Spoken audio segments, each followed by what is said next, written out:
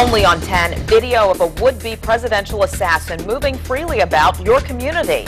We could soon learn John Hinckley Jr.'s fate in Hampton Roads. The man who tried to kill President Reagan is pushing for more freedom. Williamsburg might become his permanent home. A federal judge could make that decision any day now.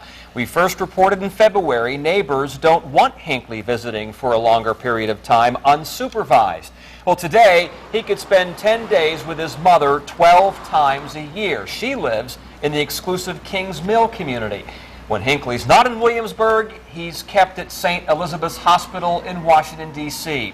He's been there since a jury found him not guilty by reason of insanity back in 1982. And during Hinckley's most recent trip, 10 on your side's David Culver came face-to-face with him. And our camera captured their exchange. So, David, you showed that video to residents. How did they react? You know, guys, many were just shocked to see proof of him walking around their town. These right here are the most recent images of Hinckley that we've seen in several years. Tonight, for the first time, you're going to see all of the exclusive video of him out and about in Williamsburg. You'll also see how he reacted to our questions. May 12th, Mother's Day weekend. This is John Hinckley Jr. walking into a Williamsburg office building. He moves at a calm pace. Sunglasses on, he looks up just once before going inside. He stays there for about an hour. Casual steps of freedom for the man who shot President Ronald Reagan and 3 others in 1981. Most who were alive have not forgotten the day or the images. But for some who work and live in Williamsburg, these new pictures of him enjoying freedom in their town spark an uneasiness. We showed them our footage. When anybody tries to kill the president and he's out walking free, it just doesn't make any sense now, does it? No, we don't need that.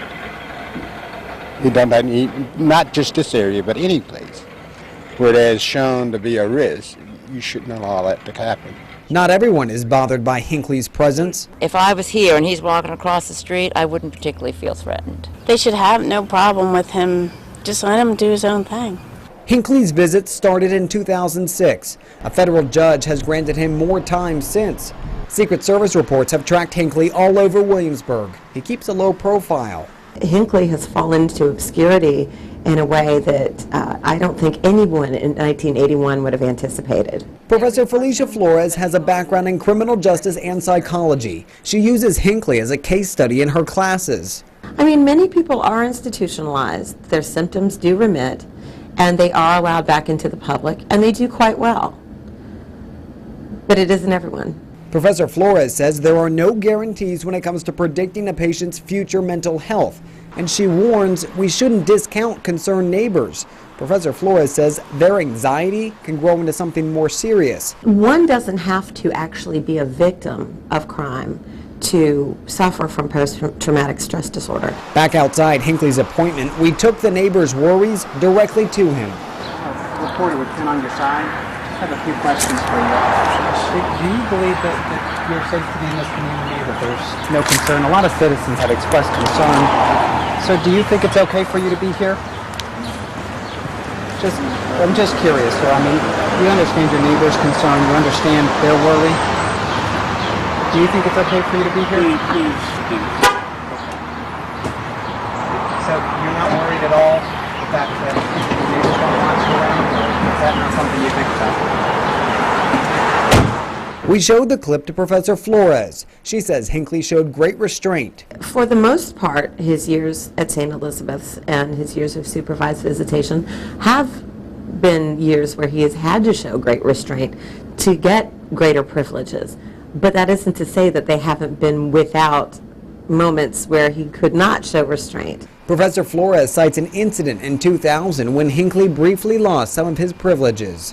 Tourists in nearby colonial Williamsburg had mixed opinions on the Hinckley debate. I think that's just wrong. That's just my opinion. Make you uncomfortable? Yeah, I wouldn't want to be on the same street with him. You don't know who's on the streets these days, for that matter. So who's who or what their mental status, capacity is. So just another person. The elusive figure giving us no real answers, leaving his neighbors questioning how much more freedom could he end up with in their town.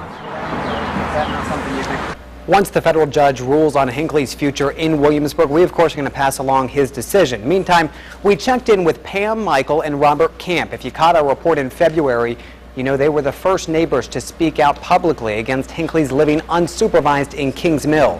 Ahead at 5:30, we'll tell you what sort of reaction they've received in the past months since going public. And at 6, not everyone in Kings Mill is against Hinckley's presence.